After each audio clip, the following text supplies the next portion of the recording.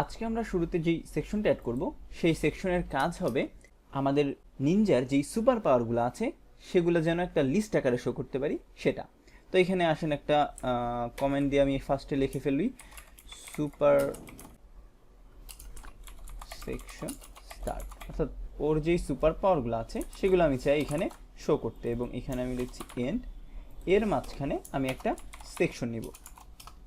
তো এই সেকশনে আমরা ফার্স্টে একটা H3 ট্যাগ ইউজের মাধ্যমে H3 ট্যাগ ইউজের মাধ্যমে আমরা এখানে বলতে পারি যে what power this Ninja have, এরকম একটা কোয়েশ্চেন করব, যার পরবর্তীতে আমি তার পাওয়ারগুলো বলবো।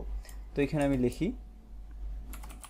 What power this Ninja have, এটাকে আমি ফরম্যাট করে ফেলি, এবং এরপরে আমরা আসলে আনঅর্ডার লিস্ট লিখব।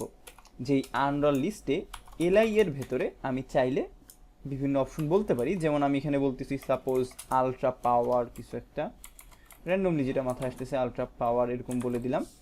এরকম আরও তিনটা নিলাম, যেখানে আমি ফার্স্টেরটা দিতে পারি, সেকেন্ডটা আসলে নিনজা পাওয়ার, তারপরে আর কি দিব, সুইম ফাস্ট দিই, সুইম ফাস্ট, দেন একইভাবে নিচে আমি আরেকটা লিখছি রান ফাস্ট।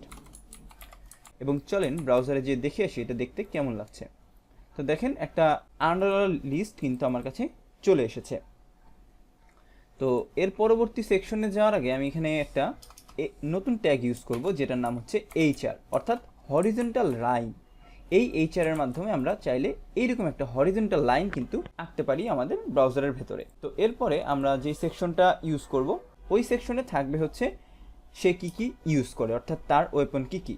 তো এইখানে আমি এখানে লিখছি যে ওয়েপন্স স্টার্ট, এখানে এন হবে PONS, ওয়েপন্স স্টার্ট, এবং এটা কপি করে আমি নিচে আবার পেস্ট করে দিই ওয়েপন্স এন্ড।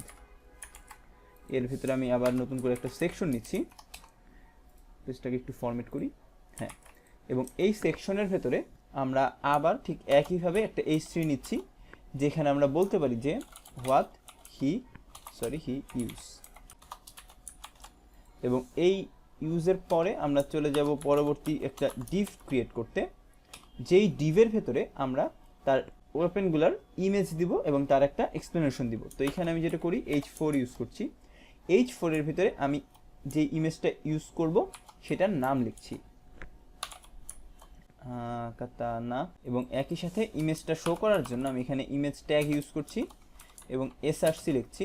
SRCর ভেতরে আমরা আবার ঠিক একইভাবে ইমেজেস যেই ফোল্ডারটা আছে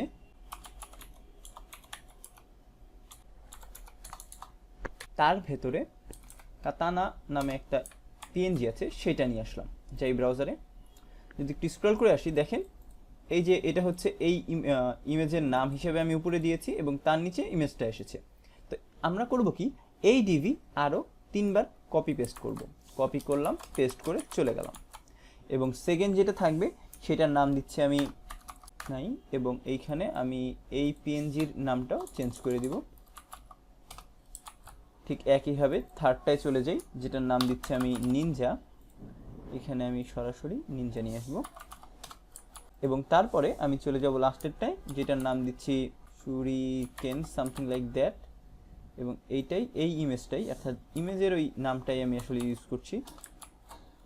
নিয়ে যাচ্ছি ব্রাউজারে, দেখেন 4টা ইমেজ পরপর চলে এসছে।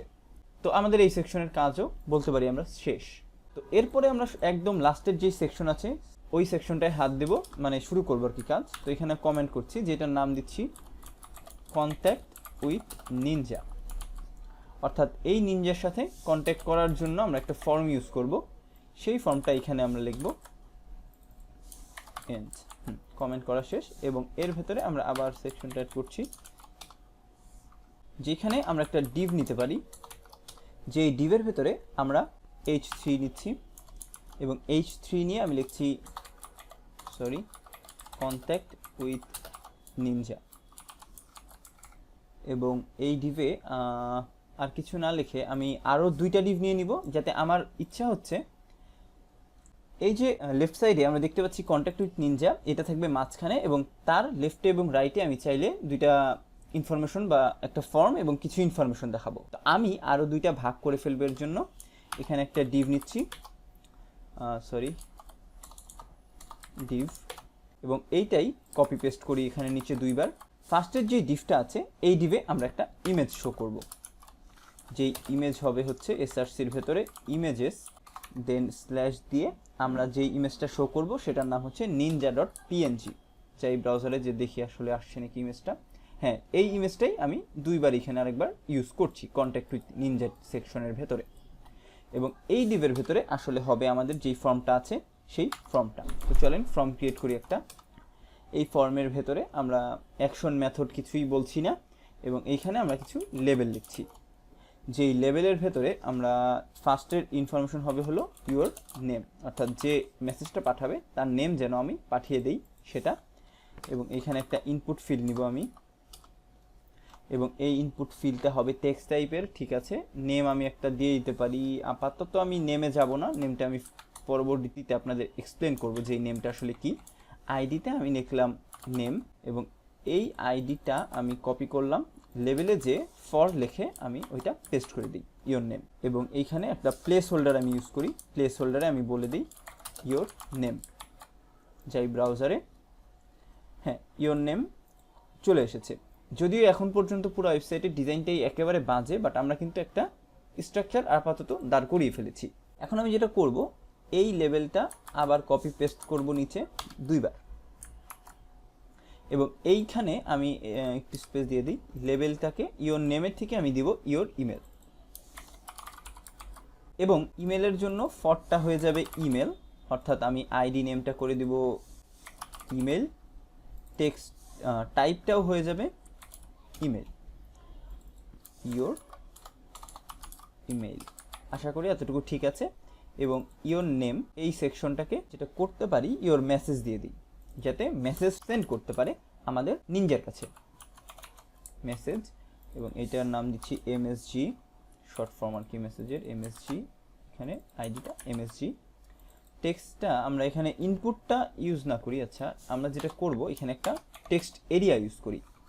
এখন টেক্সট এরিয়া কি, আমরা যদি বড় কোনো স্ট্রিং বা বড় কোনো মেসেজ পাঠাতে চাই তার জন্য আসলে আমরা ইউজ করি এই টেক্সট এরিয়া। তো এটার একটা আইডি দিয়ে দিই শুরুতে, আইডি হবে এমএসজি, এবং এটার ভেতরে আমি চাইলে কলাম এটা ডিফাইন করতে পারি, অর্থাৎ কতটুকু ওয়াইড হবে। তো এইটাকে আমি 30 দিয়ে দিলাম, 30 কলাম পর্যন্ত যাবে, এবং একই সাথে রোটাও বলে দিতে পারি, রোজ কয়টা হবে 10টা দিয়ে দিই। এবং এইটুকু করার পরে চলে যাই আমার ব্রাউজারে, স্ক্রল করে নিচে আসলে দেখবেন নেম আছে, ইমেল আছে, এবং একই সাথে একটা বড় টেক্সট ফিল্ড আছে যার ভেতরে আমি চাইলে আমার বড় টেক্সটটা লিখতে পারি। আপাতত আমাদের যেই কাজ করতে চেয়েছিলাম সেটা শেষ। আমরা একটা কাজ করতে পারি এক্সট্রা, সেটা হচ্ছে একটা ফুটারও অ্যাড করে ফেলতে পারি। তো চলেন একটা ফুটার অ্যাড করে ফেলি। তো এর জন্য এখানে কমেন্ট করছি ফুটার স্টার্ট, অর্থাৎ ওয়েবসাইটের নিচের অংশে যেই পার্টটা থাকে সেটা হচ্ছে ফুটার। এটা একটু ফরম্যাট করি পুরো ফাইলটা। তো হেডারে যেরকম আমরা হেডার ট্যাগ দিয়ে লিখলাম, আমরা চাইলে ফুটারও কিন্তু ফুটার ট্যাগের মাধ্যমে লিখতে পারি। এবং এই ফুটারের ভেতরে আমরা কি লিখবো, যে কপিরাইট যেই লেখাটা আমরা দেখি সেই লেখাটা। তো অল, দেন কপিরাইটের জন্য যেই সির ভেতরে রাউন্ড একটা শেপ আসে সেটা লেখার জন্য আপনাদের স্পেশাল একটা সিম্বল ইউজ করা লাগে। এটার জন্য আমরা লিখছি %, হ্যাশ, দেন 16169 সেমিক্লোন। এইটা দেওয়ার ফলেই আসলে কপিরাইটের চিহ্নটা আসবে। এবং এখানে আমি লিখছি কপিরাইট রিসিভড বাই নিনজা। এটুকু সেভ দিয়ে ব্রাউজারে চলে যাই, পেজটাকে একটু ফরম্যাট করে ফেলি। একদম নিচে আসলে দেখবেন যে কপিরাইটের চিহ্নটা সহ আমি যেই টেক্সটটা লিখলাম সেটা কিন্তু এখানে চলে এসেছে। তো এইটাই হচ্ছে আসলে আমাদের সিঙ্গেল HTML এর একটা পেজ। যদিও হতে পারে এটা আপনার দেখা সবচেয়ে বাজে একটা পেজ, বাট আমাদের এই পেজটাকে যদি এখন ডিজাইন অ্যাড করতে হয় তাহলে শিখতে হবে CSS। সেই CSSটাই শিখবো আমরা পরবর্তী সেকশন থেকে। আজকের ভিডিও এ পর্যন্তই, সবাইকে ধন্যবাদ।